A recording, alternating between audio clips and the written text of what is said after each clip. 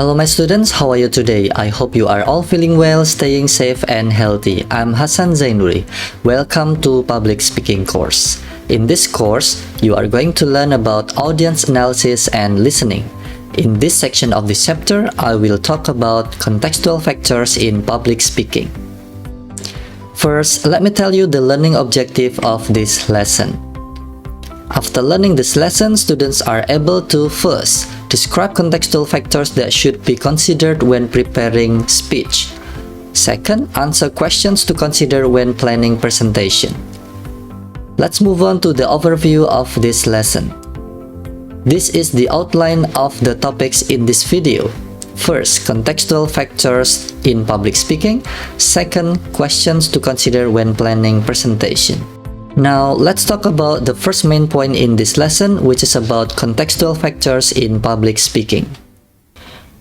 The audience demographic and psychographic characteristics affects our approach to every presentation.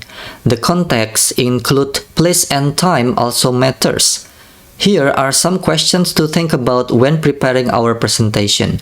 Asking ourselves about the time we have will encourage us to have control over the time constraints and consider the audience condition.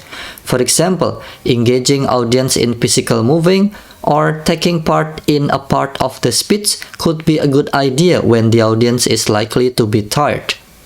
Considering the audience expectation when listening to a speech is also essential.